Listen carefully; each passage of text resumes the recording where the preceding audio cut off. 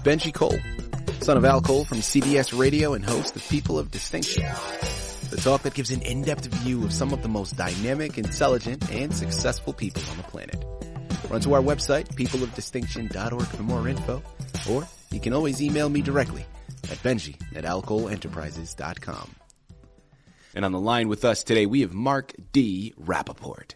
We're going to be discussing his amazing book, On the Verge of Tomorrow. Available for purchase through Amazon, Barnes & Noble, Ingram, Spark. Pretty much every online book reseller. Head on over there today, pick up your copies, and I'm going to tell you why you need to do so in just a moment. But before we go any further, I want to make sure that I take this opportunity and point out the fact that Marc was brought to our network by one of the best advertising firms in the business.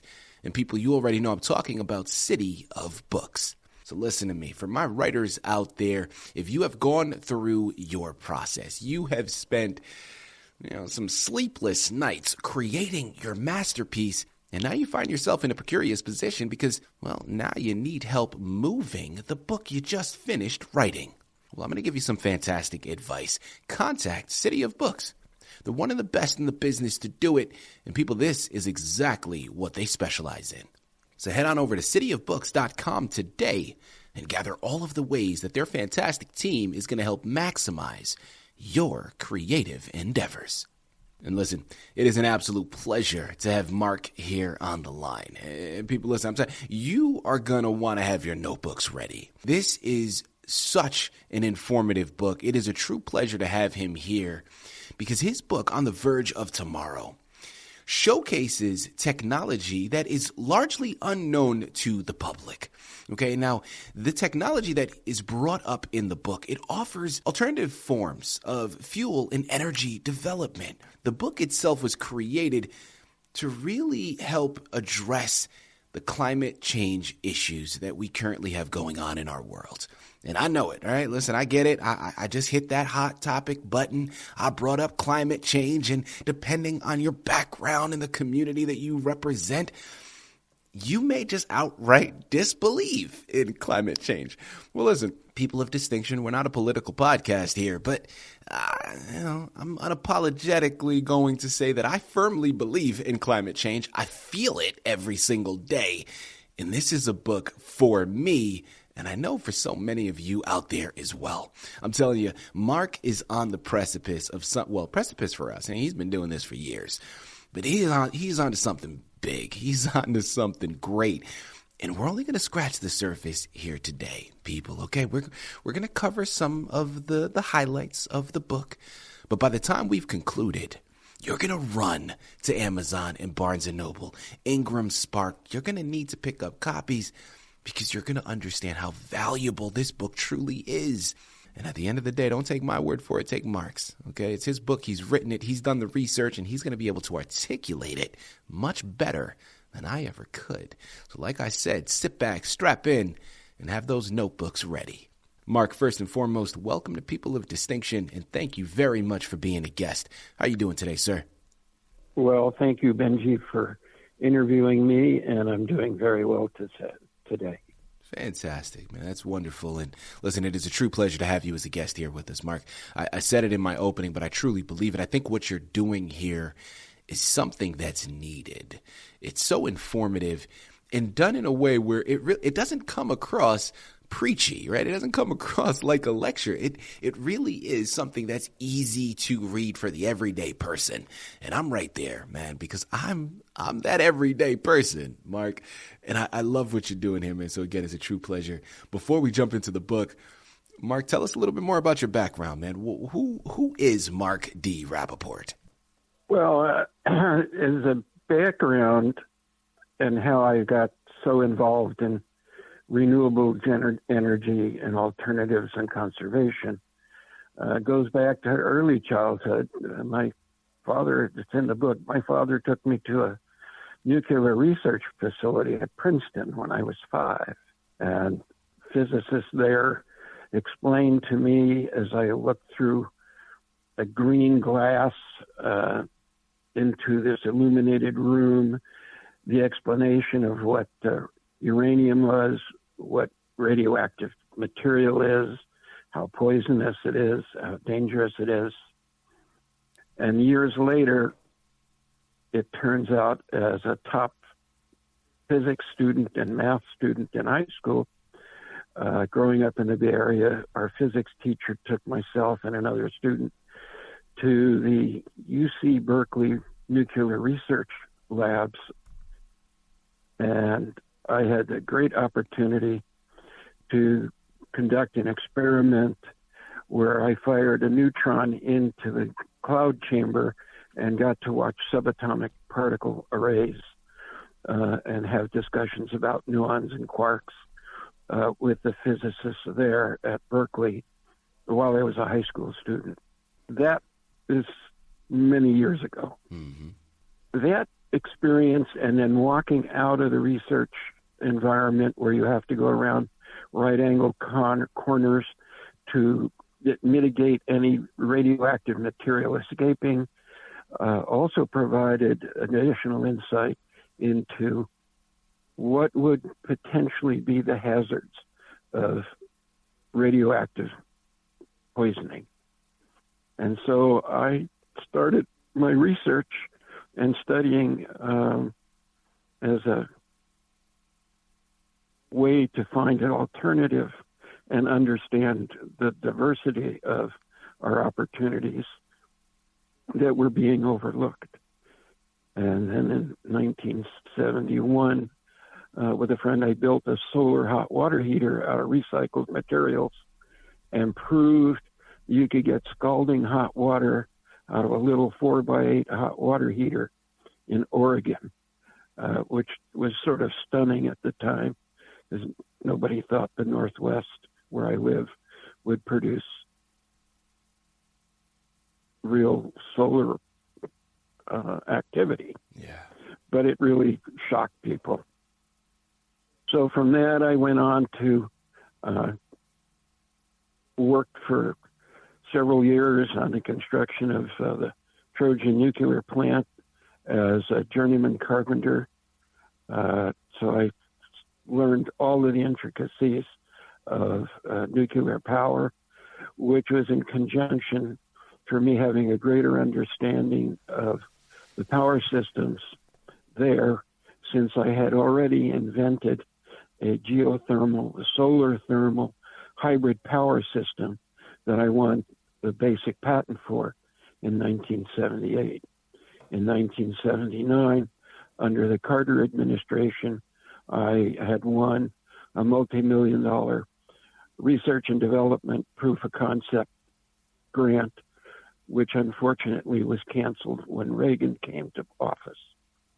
That did not stop me, since I had learned so much from the development of the hybrid system to initiate the successful acquisition of a power contract, designed and engineered both the business plan and engineering with one other senior engineer for a wood waste biomass cogeneration plant that was built in Medford, Oregon, a $40 million project that's been running since 1986, where I was a founder and managing partner.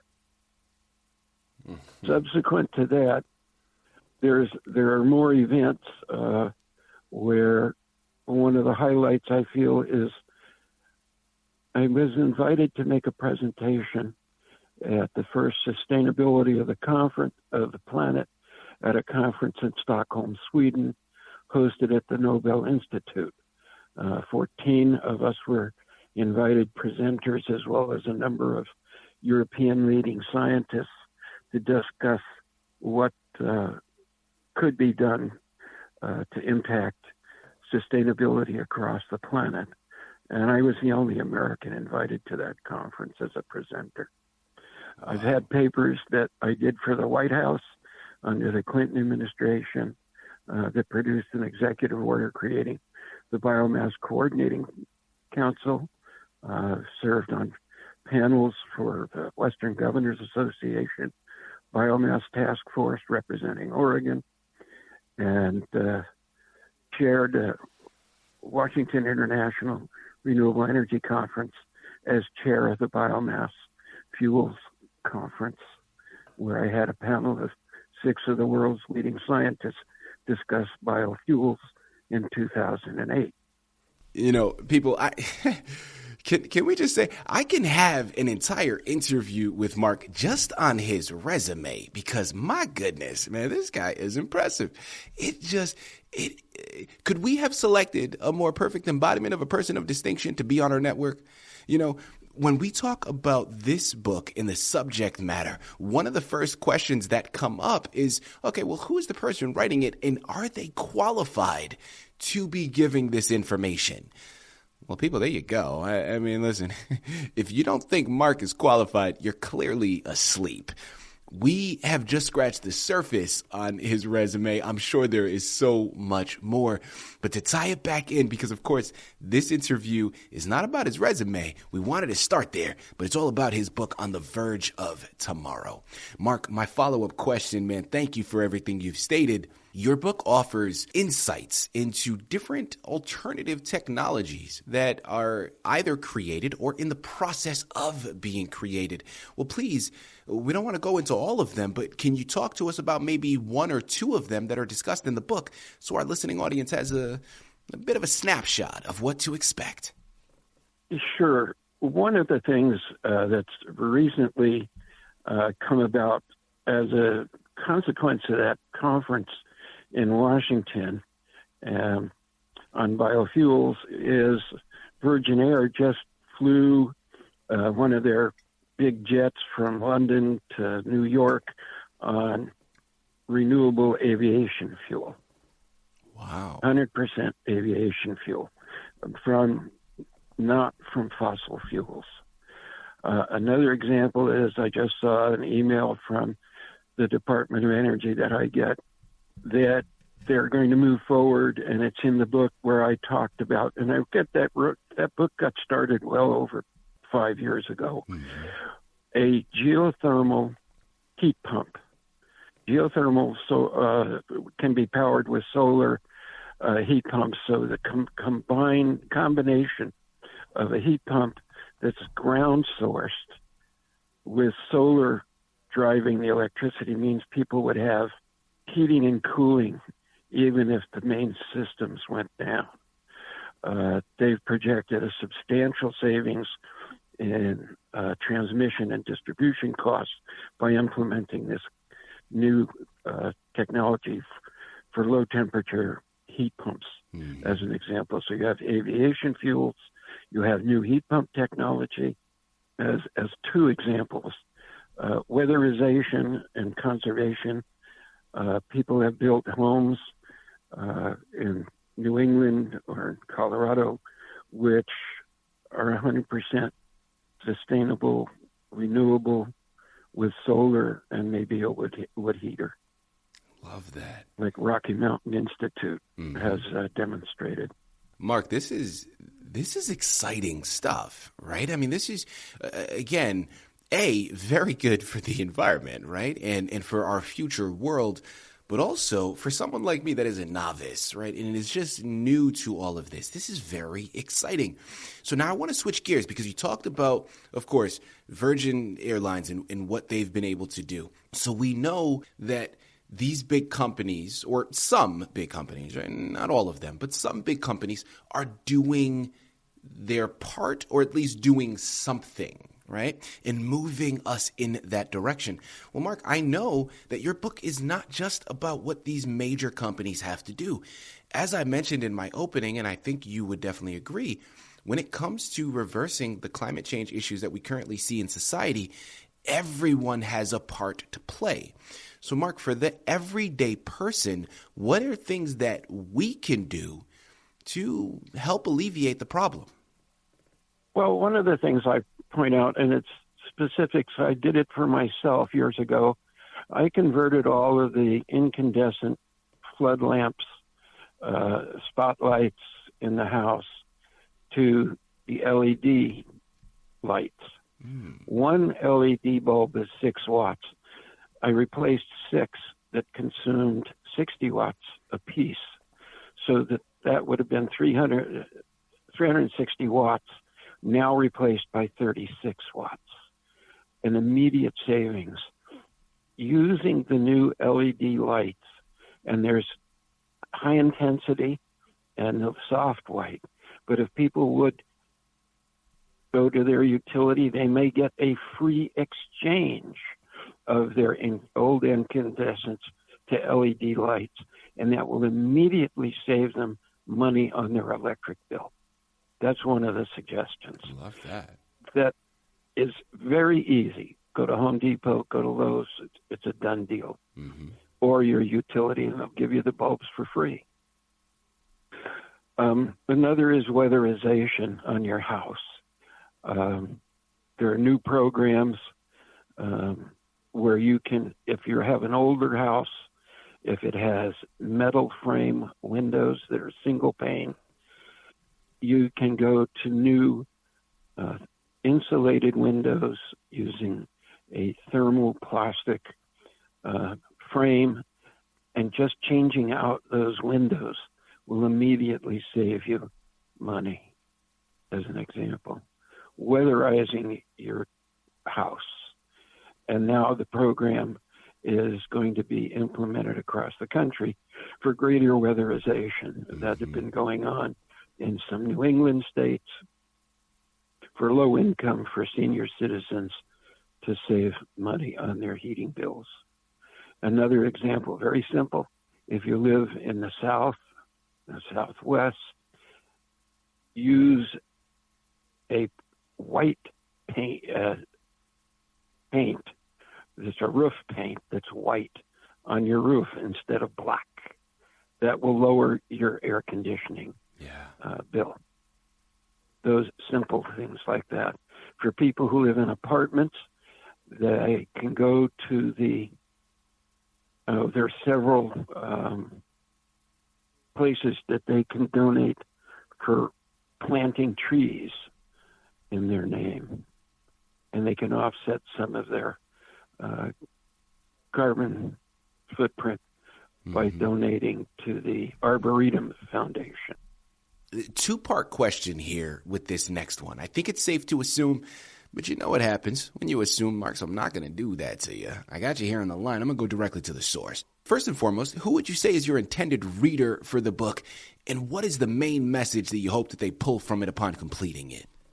Well, I think a lot of the Gen X, Gen Z generation are wondering what's going to happen with the environment in the future. Yeah. And they can play a very active role in their own lives, which some are doing already.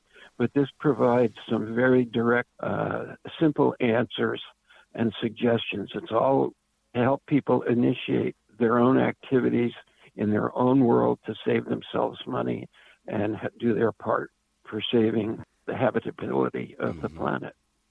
I love it. You know, people, listen, I'm convinced, okay? Now listen, I didn't need Mark to come on the network to convince me because I was already in this state of mind anyway. But having him here just buffered so much of the perception that I've already held. This book offers so much information to help you get started or to continue along that path that you may already be on. Mark, this has been a true pleasure, man. This has been an absolute delight. Keep up the fantastic work. And once again, thank you for being a guest on People of Distinction. Well, you're very welcome, Benji.